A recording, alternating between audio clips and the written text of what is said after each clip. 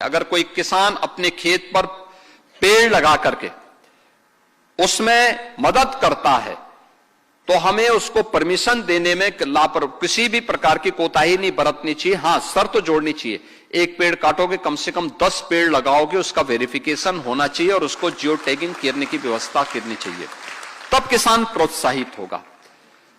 हमें अन्य विभागों के साथ भी बेहतर संवाद को आगे बढ़ाना चाहिए।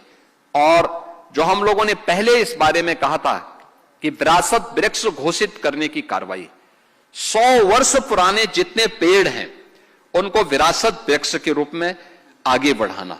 आप देखेंगे देश के अंदर सबसे पुराना वृक्ष कोई है तो यहां बाराबंकी में ही है, 5000 वर्ष पुराना उसका इतिहास है, इसी बाराबंकी में मौजूद है,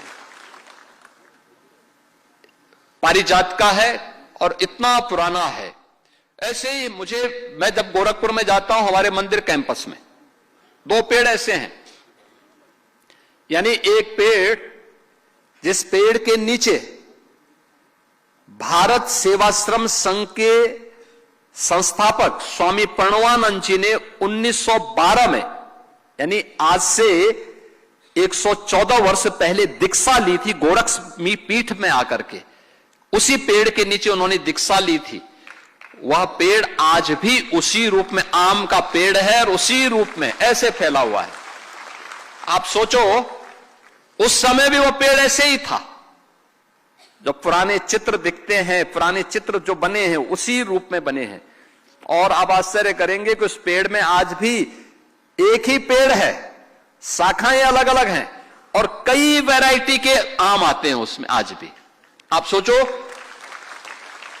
1912 में भी वह फल दे रहा था और आज भी फल देता है। कहीं मिलेगा ऐसा पेड़? यानी 1912 में भी फल दे रहा था, आज भी फल दे रहा है।